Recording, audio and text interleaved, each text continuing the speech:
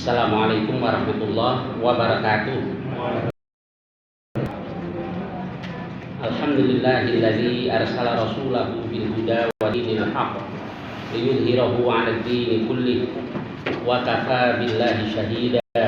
Asyhadu an la ilaha illallah wahdahu la syarikalah wa asyhadu anna Muhammadan 'abduhu wa rasuluh.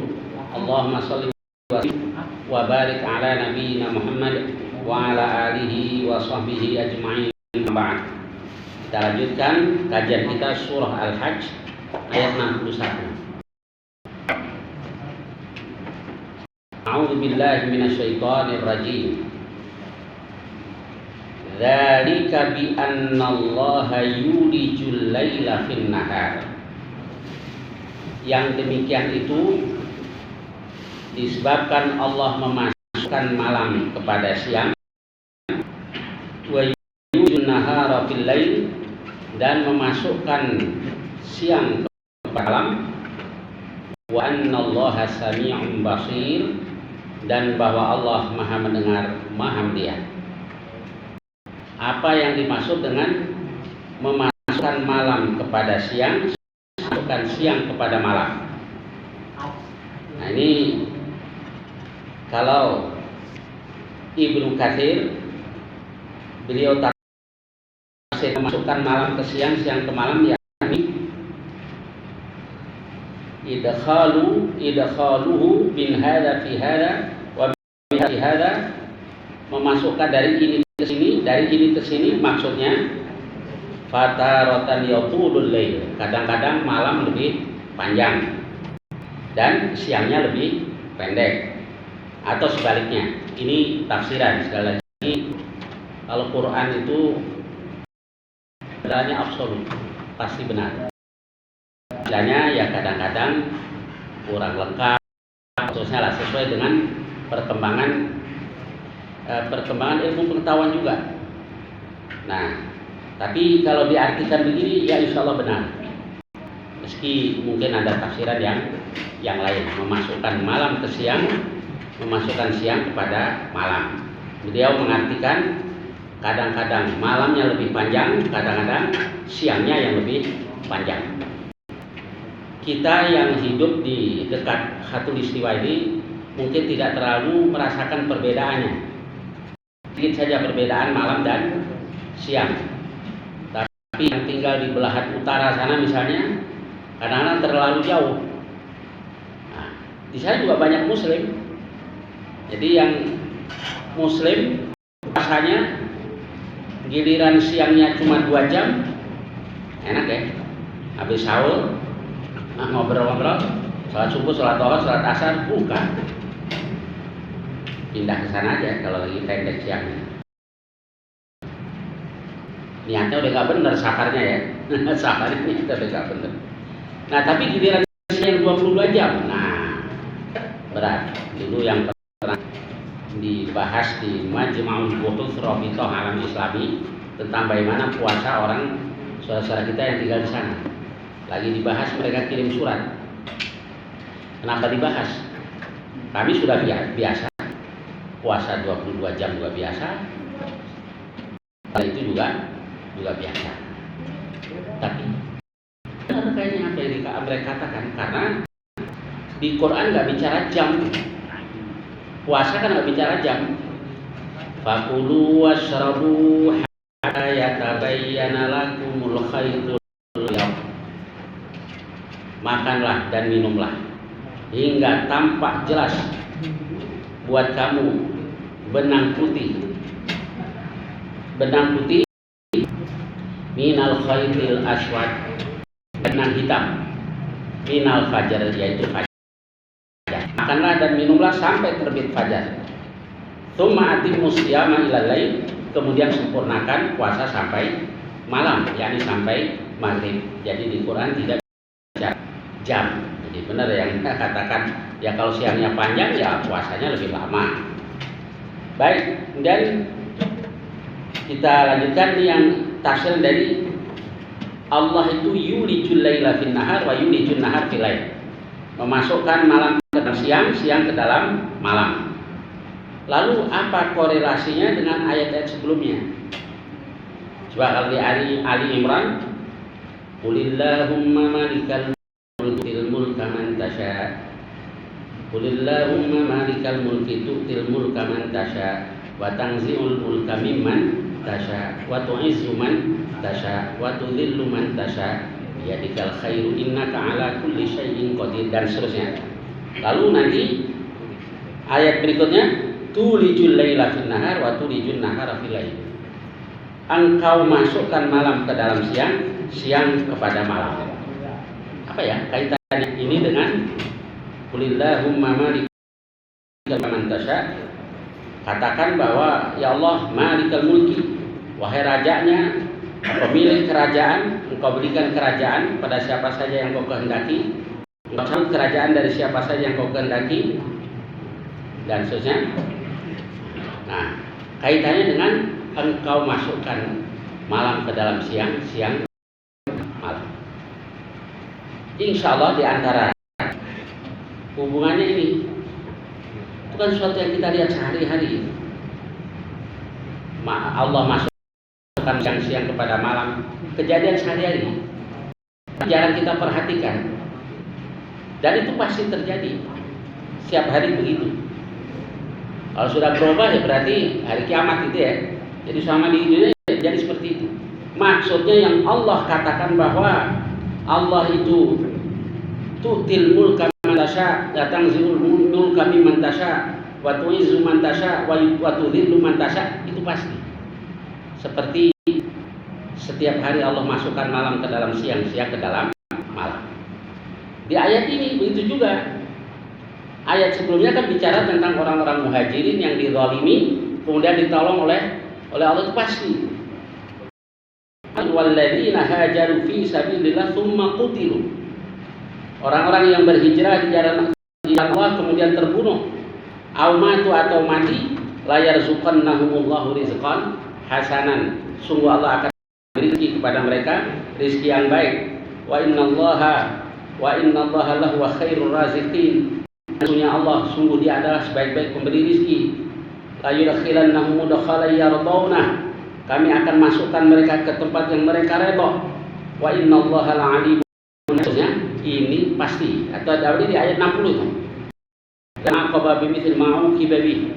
Orang yang menghukum, membalas seperti yang dilakukan kepadanya, kemudian dizalimi, sungguh la yansurannahumullah, Allah akan tolong mereka, itu pasti. Seperti Allah masukkan malam ke dalam siang, siang ke dalam malam.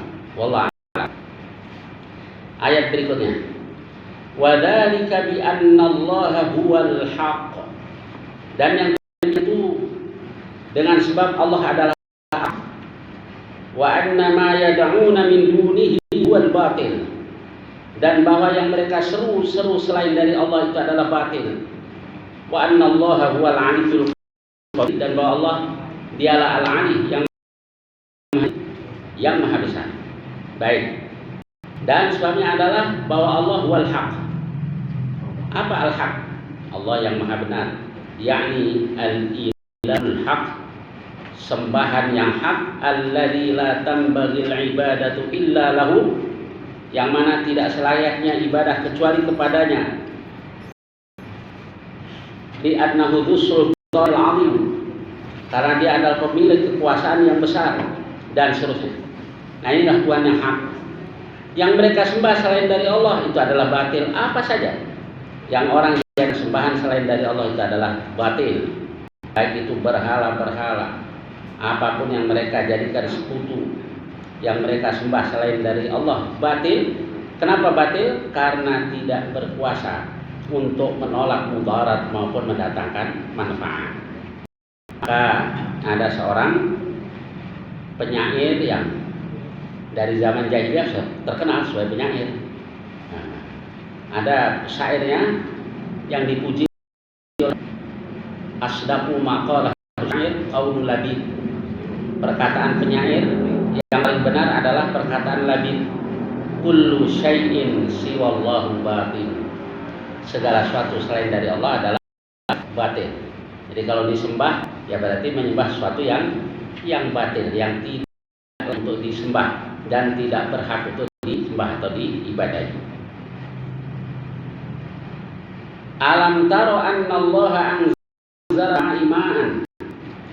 Tidakkah engkau lihat bahwa Allah turunkan air dari langit? Fatusbihul muhdarratan. Jadilah bumi itu muhdarratan, segar, menghijau. Allah latifun khabir. Sesungguhnya Allah maha lembut, maha teliti, maha mengetahui.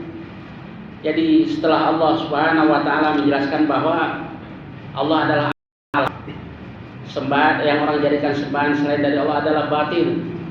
Selanjutnya Allah menjelaskan tentang kekuasaan Allah, rububiyah Allah. Di antaranya tidakkah kau lihat wahai Muhammad bahwa Allah turunkan hujan, bumi jadi segar menghijau. Ini buat kita terjadi karena terjadi sehari-hari ya lewat itu saja tanpa kita perhatikan.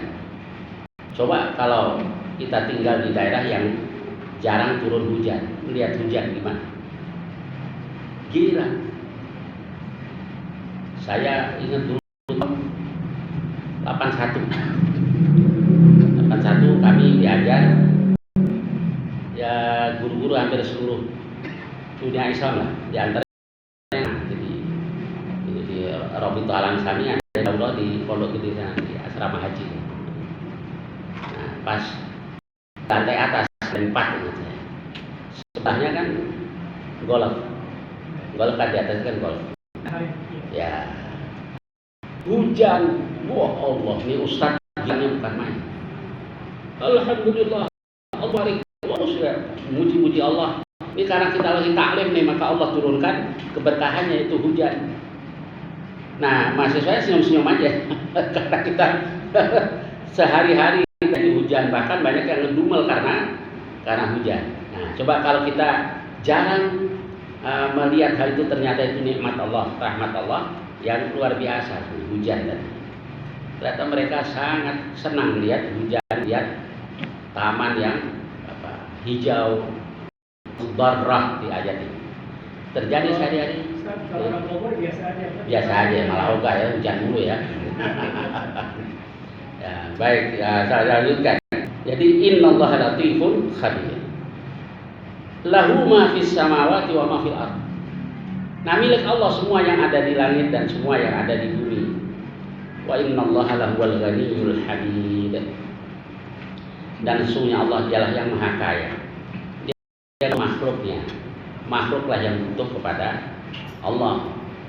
Jadi kita yang butuh Allah, kita tidak.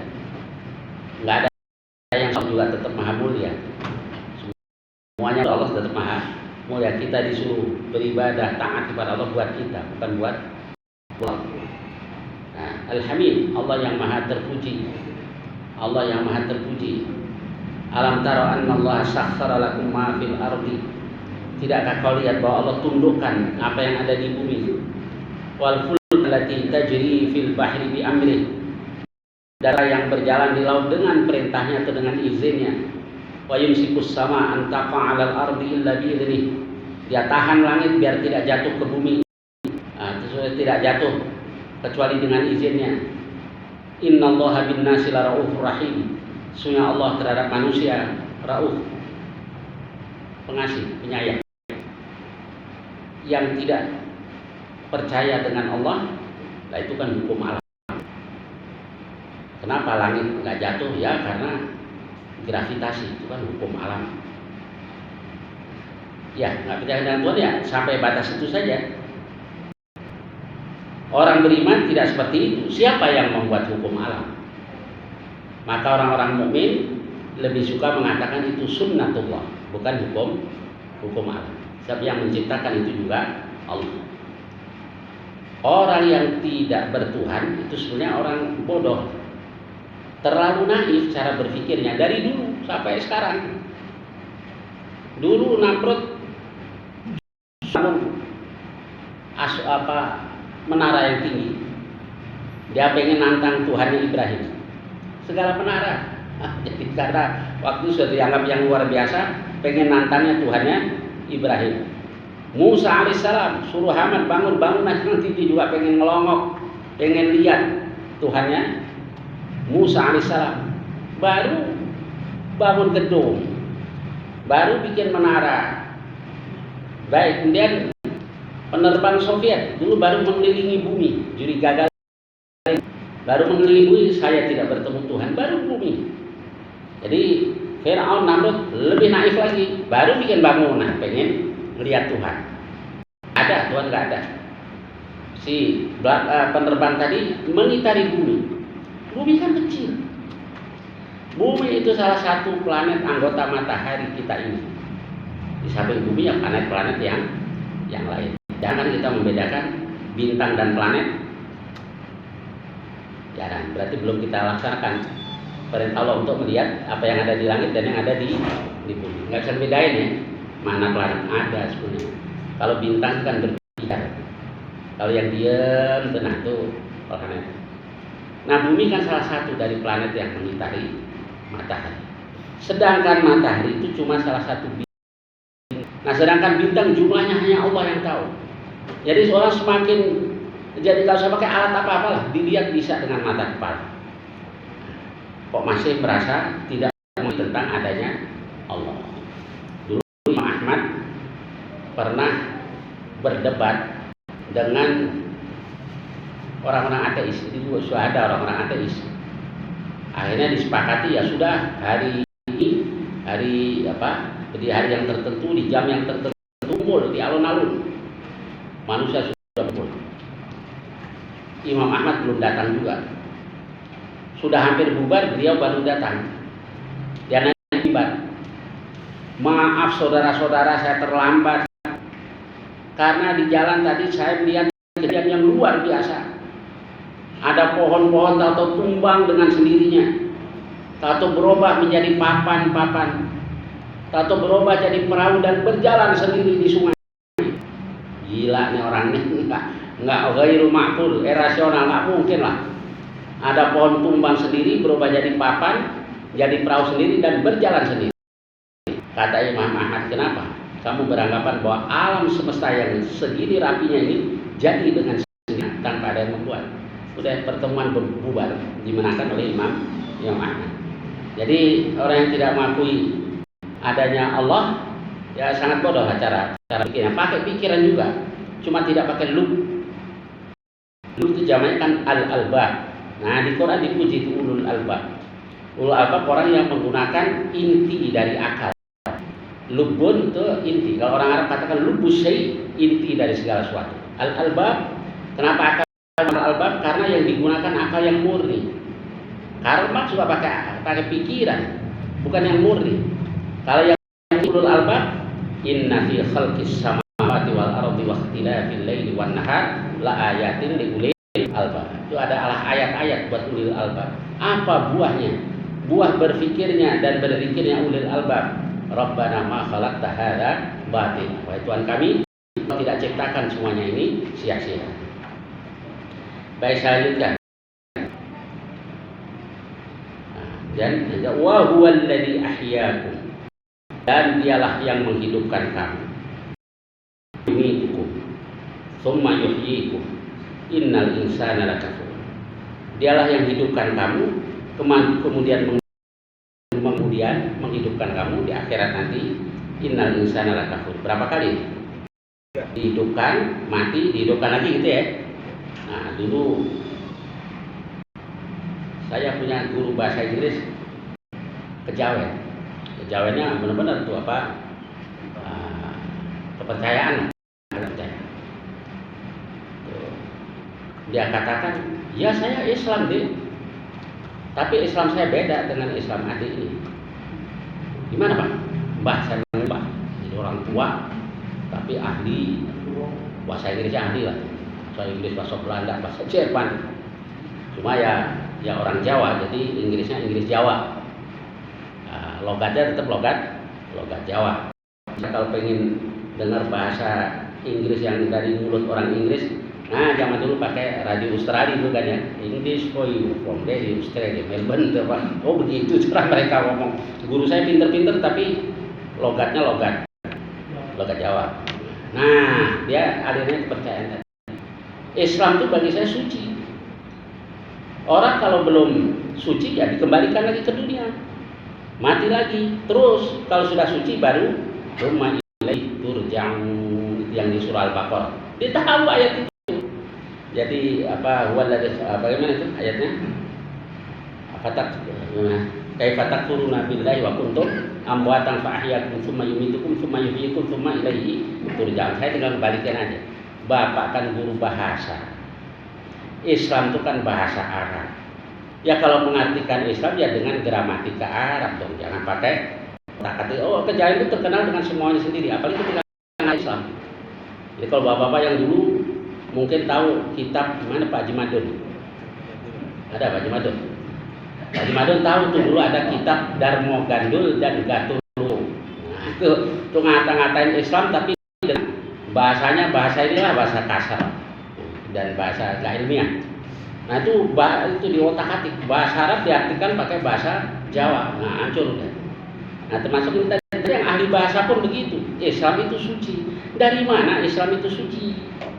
Aslama yuslim itu berserah diri. Kalau ulama kata khudu wal inqiyad bima ja'a bihi Rasulullah SAW. Nah itu Islam. Lalu kalau Bapak lihat di surah Al-Baqarah juga tadi cuma berapa kali? Kayak bilang wa kuntum amwatan. Kamu tidak ada mati dalam arti tidak ada. Fa ahyaakum lalu hidupkan kamu. Tsumma yumitukum, tsumma yuhyikum. Ya udah sekali tsumma ilaihi turja'un. Enggak ada kalau belum suci dikembalikan lagi ke dunia. Nah, kebetulan nih guru karena dulu jarang yang bisa bahasa Inggris, dia ngajar di SMA. Termasuk di SMA Islam. Nah, berdebat sama muridnya. Akhirnya ditanya, berarti sudah berapa kali matinya ini? Baru dia, nanti datang saja ke rumah saya. Ya kalau dia percaya dengan itu berarti dia tahu dong. Jadi Pak Saiful dulu pernah hidup dan jadi raja. Nggak ingat Pak Saiful? Ya emang nggak pernah. Iya, tapi di otak. Jadi kepercayaan Kejawen itu kan sinkritisme. Berbagai agama dipadukan ya, Hindu, Buddha, Animis, Islam. Apalagi aliran Pangestu. Paguyuban ngesitu lambangnya di situ panca agama. Ada kalimat tauhid la ilaha illallah, ada Buddha, ada juga Hindu, ada salib. Jadi semua dipakai di perpaduan berbagai agama. Jadi kalau kita melihat kondisi politik sekarang, ya nggak bisa dipisahkan dengan politik pada waktu itu. Jadi sejak Islam datang ke Jawa ini, lalu berkuasa kerajaan diri dan Demak, nah itu coraknya Islam murni. Tapi Demak hanya berapa generasi? Raden Patih Yunus. Berikutnya sudah perang saudara. Begitu perang saudara yang berkuasa Hadiwijoyo, Joko Tingkir, dipindahkan ke Pajang, sudah berubah, sudah Kejawen. Dari Joko Tingkir terus sampai ke Mataram dan seterusnya. Jadi dari dulu sebetulnya persisnya di situ antara Islam murni dan Islam yang disebut abangan, Kejawen dan seterusnya. Sudahlah bentuknya apa saja organisasinya, tapi sebetulnya itu intinya. Jawa ini sedang, terutama di Jawa atau Indonesia secara umum, antara Islam yang menghendaki Islam yang murni dengan Islam yang dicampur aduk dengan berbagai agama. Sudahlah organisasinya, jaringannya, apapun namanya, intinya sebenarnya itu. Nah ini yang perlu kita tahu kan. Jadi kalau ada yang begini, itu model-model Darmo Gandul lucu. Jadi aneh-aneh. Kalau sekarang suka muncul yang begitu itu zaman tahun 65 dulu dimunculin lagi itu Darmo Gandul lucu. Kita klasik kan. Kita klasik dimunculkan lagi oleh orang-orang PKI. Nah sekarang Darmo Gandul lucunya judulnya macam-macam di media sosial yang menjelek-jelekan Islamnya itu model-model Darmo Gandul dan lucu. Baik, saya lanjutkan sedikit. Jadi Allah Subhanahu wa taala mengingatkan kita bahwa Allah yang menghidupkan kamu, kemudian mematikan kamu, kemudian menghidupkan kamu kembali yang di kebangkitan tadi. Innal insana lakafur, sesungguhnya manusia itu sangat kufur. Likul umatin ja'alna mansakan, bagi setiap umat kami jadikan mansak, hum nasiku yang mereka menempuhnya atau melakukan. Mansak itu apa? Nah, itu kan syariah gitu ya. Ya. Lalu menjadikan itu apa? Menjadikan, mensyariatkan atau mentakdirkan. Kalau Ibnu Katsir lebih cenderung ke mentakdirkan. Jadi kalau orang Mekah dengan kemusyrikannya pada waktu itu, nah itu manasik yang mereka buat sendiri. Lalu bagaimana dengan ada juga yang mengartikan maksudnya syariah dari Allah. Nah kalau itu diartikan dari syariah dari Allah, ya ada benar juga bahwa Allah menurunkan syariah kepada nabi-nabi sebelumnya beda, setiap nabi beda.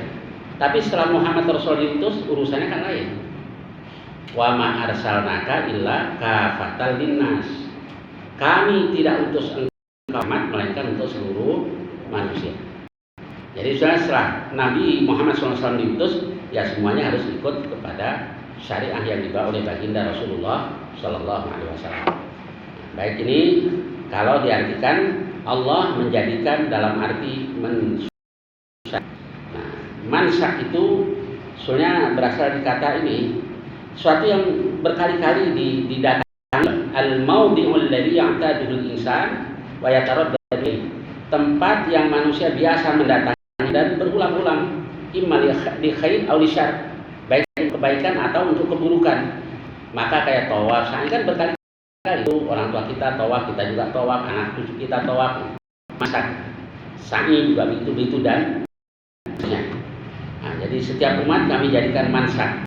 Ada yang mengartikan syariah, aturan. Ya betul bahwa nabi-nabi itu dikasih syariah oleh Allah.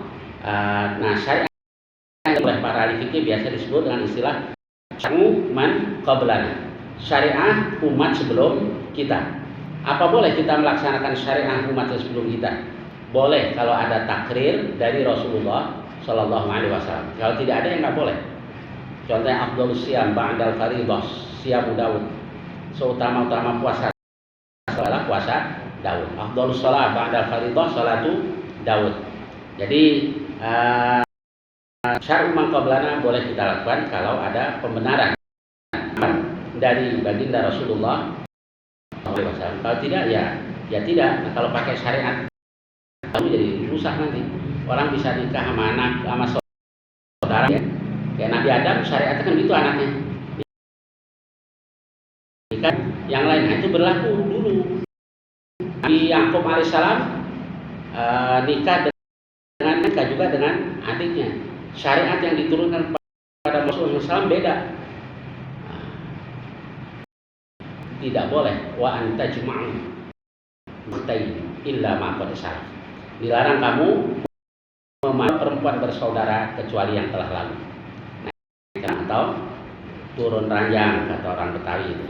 Nikah sama adiknya, meninggal bercerai nikah sama empoknya. Nah, ini namanya naik ranjang ya. Nah, dari kakak ke adik turun ranjang. Kalau nikah sama empoknya, adiknya di ini juga namanya apa ini? Ngacak-ngacak ranjang. Baiklah, saya kira sampai sebentar. Tadi kurang dikit ya. Wada'u fala yunazi'unnaka fil amr. Jangan mereka membantah engkau tentang urusan ini. Maksudnya jangan mereka membantah engkau tentang urusan ini. Yani orang-orang musyrik tadi dikasih orang-orang sebelum Muhammad Rasulullah SAW dikasih syariah yang berbeda dengan syariat yang diturunkan oleh Rasulullah SAW. Ya karena masing-masing. Kok syariat Muhammad begini? Ya sudah, fala yunazi'unnaka. Jangan mereka membantah engkau fil amri dalam urusan ini. Wad'u ila rabbik, seru, ajak manusia ke jalan Tuhanmu. Innaka la'ala hudan mustaqim. Mereka engkau berada di atas jalan yang lurus. Jadi kalau ada yang katakan belum ada kepastian bahwa syariat Rasulullah itu benar, nih yang dibaca satu ayat doang sih. Innaka la'ala mustaqim. sesungguhnya engkau berada di atas petunjuk yang lurus. Ini syariat yang dibawa oleh Rasul, berada di atas hudan mustaqim. Wa in jadaluka faqulillahu a'lamu bima ta'malun. Kalau mereka membantah engkau, maka katakan Allah lebih tahu tentang apa yang kamu lakukan. Allahu yahkumu bainakum. Jadi kalau dikatakan Allah memutuskan perkara, bukan berarti yang dibawa oleh Muhammad belum tentu benar. Nggak begitu. Dia jelas di ayat sebelumnya juga di ayat-ayat yang lain bahwa Rasul itu benar. Siratim mustaqim. Allahu yahkumu bainakum yaumal qiyamah fima kuntum fihi takhtalifun. Allah putuskan di antara kamu di hari tentang perkara yang kamu berselisih padanya. Baik, sampai dengan ayat 69. Insya Allah yang akan datang kita lanjutkan ayat-ayat berikutnya. Barangkali ada pertanyaan-pertanyaan tentang atau lainnya, silakan. Fadhol. Ya. Kamu nanya ini masalah wakaf. Ya. Kalau untuk jalan umum termasuk wakaf juga atau? Jalan umum. Ada kepentingan umum itu jalan termasuk wakaf. Maksudnya ada seseorang mau mewakafkan. Bukan maksudnya ukuran jalan umum. Nah, kena jalan lah gitu. Tanah milik mungkin dibuat jalan umum mungkin. Iya, ini maka yang perlu saya perjelas. Bapak punya tanah misalnya. Ya. Tanah itu Bapak wakafkan untuk umum, untuk jalan gitu ya. Kena planning. Nah, makanya urusannya beda. Maka saya tanya tadi, apa ada orang menyerahkan tanah ini biar buat jalan lah di kampung ini? Nah, itu namanya wakaf. Nah, sekarang kalau kena planning ya dilihat masalahnya dulu. Nah, ini maksudnya dibayar. Enggak. Ini memang bukan milik kita kali. Planning tapi nggak dibayar tak. Ya. Ini kan masalahnya dulu tanah tamu itu kemudian nggak ada dibayar kan. Nggak ada yang bebasin lah. Ya, Kemudian biasanya patsun fasilitas umum kebetulan kena pemotongan Iya, jalan. pas. Bukan punya dia berarti. Ya memang bukan punya dia. Jadi kalau wakaf itu tadi saya wakafkan ke warga Tomang buat kuburan misalnya, itu wakaf. Buat masjid, buat madrasah atau lain, itulah wakaf. Nah kalau wakaf la yuhabu wala yubahu wala yuratu, nggak boleh dihibahkan, nggak boleh dijual, nggak boleh juga diwariskan. Kan suka ada istilah ini pewaris dari yang wakaf ini. Iya benar, dia ahli tapi tidak berhak mewarisi tanah atau apapun yang sudah diwakafkan, yang sudah milik Allah. Allah alam. Ya, sekarang. Nanti kan ada yang suka menerjemahkan semuanya. Ya. Sekarang kan rame tentang umatan wasato ya. Ya. Ada yang menerjemahkan umat pertengahan, ada yang umat moderat. Selama itu umat moderat itu tepat terjemahannya apa enggak? Ya. Nah, wasaton secara luas pertama artinya adalah tengah, wasat. Banyak di antara para mufassir mengartikan bahwa wasat itu yang terbaik. Ada yang artikan adilan. Kenapa diartikan begitu? Karena ungkapan orang Arab khairul umur awsatuha itu sudah berurat berakar. Khairul umur awsatuha, sebaik adalah yang tengah-tengah. Selanjutnya orang Arab mengatakan yang terbaik dengan katakan al-awsat, yang tengah, artinya yang terbaik. Maka banyak mufassir mengartikan wa kadzalika ja'alnakum ummatan wasata, dan demikian juga kami jadikan kamu umat yang wasat, yang terbaik, atau adilan. Ada yang mengartikan umat yang adil. Wallahu a'lam. Nah, kalau diartikan wasaton tengah juga, ya Quran itu sudah tengah-tengah. Jangan di pinggir-pinggirin lagi. Sudah pas. Sudah di tengah. Coba saya contohkan sistem ekonomi dalam Islam. Di dunia ini kan ada dua sistem ekonomi yang sama-sama ekstrim kan. Minggir berarti tator, ekstrim itu bahasa Arabnya tator, torfon itu pinggir. Terlalu ke sana, terlalu ke sini. Kapitalis kan terlalu individualis. Komunisme tidak mengakui hak. Meski gak bisa diterapkan kan. Mana negara yang benar-benar menerapkan sistem Karl Marx atau sosialismenya Lenin dan Stalin, nggak bisa kan diterapkan. Nggak ada hak. sama rata sama rasa, nggak bisa itu diterapkan. From each according to his ability. Dari setiap orang hanya dituntut menurut kemampuannya, and to each according to his need. Akan hanya dengan kebutuhan itu nggak bisa, sistem yang nggak bisa diterapkan. Nah, nanti kalau kita bahas banyaklah saya kira itu bahwa dua-duanya nggak bisa diterapkan dalam Islam tuh. Islam sedang hak seseorang harus dihormati. Kayak dalam khutbah wada Rasul kan sangat keras kan. Haram, hartamu haram, wa dima'akum haram, darahmu juga haram. Nggak boleh saling mengambil harta tanpa cara yang hak, tidak boleh juga saling membunuh, kahurmati yaumikum hada, dan seterusnya. Itu doa apa kepada Rasulullah SAW. Jadi Islam sangat menghargai hak, boleh ganggu. Tapi dalam hak kita itu ada hakum ma'lum, ada hak yang tertentu. Kalau kita nggak mau berikan, dosa, makan hak orang yang keluarkan zakat, dia nggak keluarkan zakat, berarti ada hak orang yang dia makan. Nah, yang punya sistem ini kan hanya Islam. Sistem yang jelas secara tekstual juga tertera dalam Quran maupun dalam Sunnah Rasul. Kalaupun di luar umat Islam ada gerakan charity atau lainnya, itu berbeda. Tapi coba yang mengatur masalah sosial ekonomi Islam tadi, yang hanya Islam, itulah wasaton, tengah dalam arti terbaik, tidak ekstrim sini, nggak ekstrim sini. Jangan lantas diartikan yang lain. Kita wasaton aja lah, kadang-kadang ke gereja, kadang yang kayak begini. Ini maunya sih nggak bener ya. Wasaton kayak dilakukan Rasul. Khuluqul Quran, akhlak Rasul itu adalah Al-Quran, kata Aisyah radhiyallahu anha. Baik, silakan. Satu lagi deh. Ya, silakan.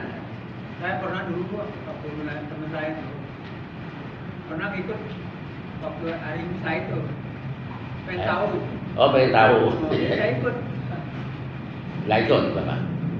Ke gerejanya kan. Tapi Bapak nggak lihat, nggak ikut ini? Hah? Nggak ikut acaranya? Ikut. Pengen tahu. Gitu. Oh, pengen tahu. Tapi nggak ikut begini-begini Bapak? Oh, nggak dikasih marah. Nah, kalau ini kan lakum dinukum waliyadin. Ya, salah satu sebetulnya innamal amal binniyat, tapi ngapain juga ingin lihat? Ya, itu urusan mereka. Lakum dinukum waliyadin. Bagaimana kalau misalnya ada tukang bikin kursi buat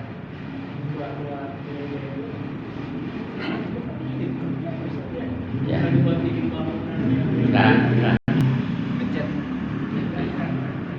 Nah, pengurus masjid kayak Pak Saiful. Saya mau order ini pohon cemara buat Natalan, gimana? Ya kan kita harus tolong menolong dan urusan apa? Tolong menolong dengan non-muslim itu dalam urusan dunia. Coba di surah Al-Mumtahanah, tidak ada dosa bagi kamu terhadap orang-orang yang gimana? Yang tidak kamu tidak mengusir kamu dari negeri kamu dan seterusnya. Antabarruhum wa tuqsitu ilaihim. Kamu berbuat baik dan berlaku adil terhadap mereka. Boleh kita berbaik-baikan dengan orang-orang non-muslim yang tidak memerangi umat, tapi dalam urusan dunia. Kalau sudah urusan agama, lakum dinukum waliyadin. Kita ini sering terbolak-balik ya. Kadang begitu, mau diaduk-aduk itu. Nggak taunya hartanya mau diaduk-aduk juga orang yang begitu ya. Suruh aduk-aduk, nggak taunya tukang koruptor, nggak taunya kayak gitu ya.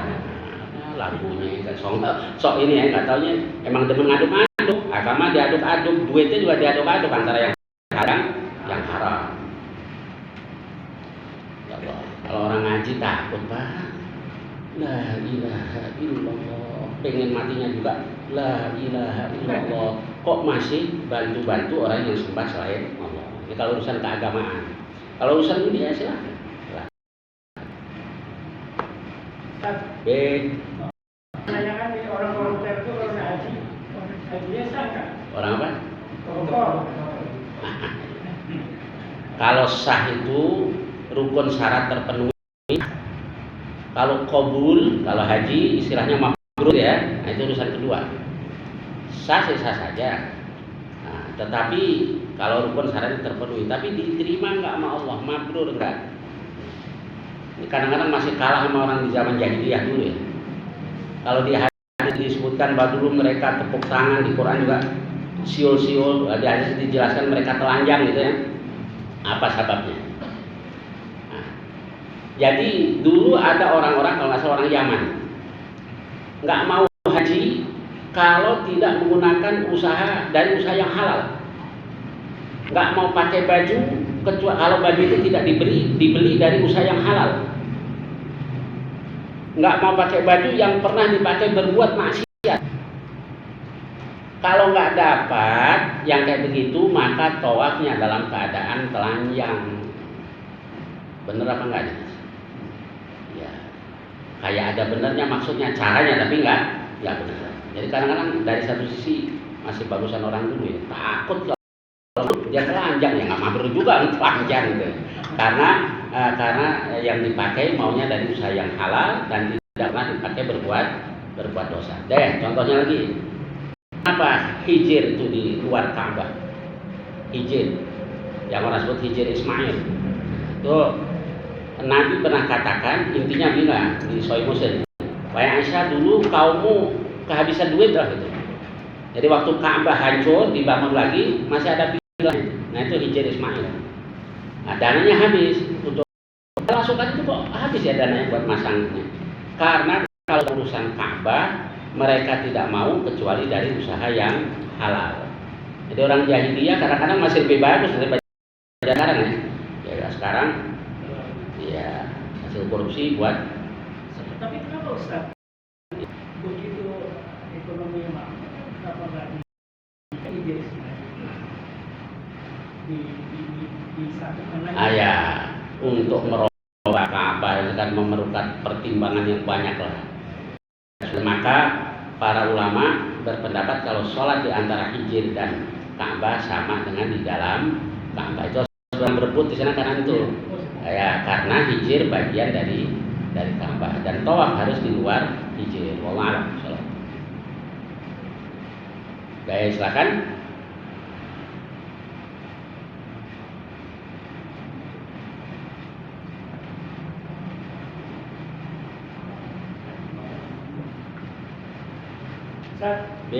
Saya pernah dengar pengajian bahwa selama Nabi itu Nabi neraka ditaruh neraka katanya lain, nggak panas, betul nggak? Nah, kalau nggak panas mah nggak bener.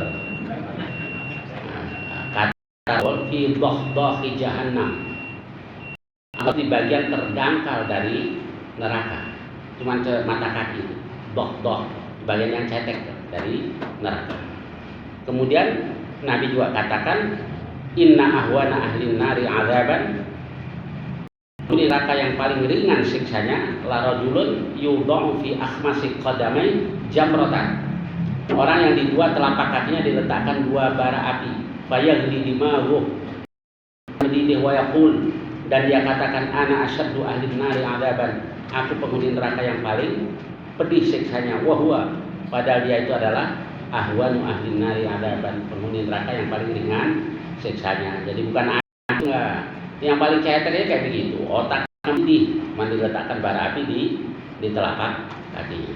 Dan yang bisa dilakukan Rasul cuma itu terhadap Abu Thalib. Atas pertanyaan Hamzah, dulu dia membela kamu begini, apa tidak bermanfaat? Ya, bisa itu saja. Hanya meringankan siksanya, tetapi tidak bisa mengeluarkan dari neraka karena dia mati dalam keadaan tidak beriman. Maka yang harus kita jaga mati wala tamutunna illa muslimun, yang sekali-kali mati kecuali sebagai orang-orang muslim. Caranya gimana? Usaha kita gimana? Ittaqullaha haqqa tuqatih, ini jalanin, nanti bisa wala tamutunna illa wa antum muslimun. Nah kalau kerjaannya celah-celah Islam, bisa nggak tuh nanti baca la ilaha illallah? Ya, apa memang nggak percaya dia dengan kalimat la ilaha illallah? Ya silahkan, urusan dia. Yang penting kita jaga iman tauhid mereka, jangan mati kecuali sebagai orang-orang muslim. Baik, saya kira sampai sini ya. Mudah-mudahan banyak manfaatnya. Wassalamualaikum warahmatullahi wabarakatuh.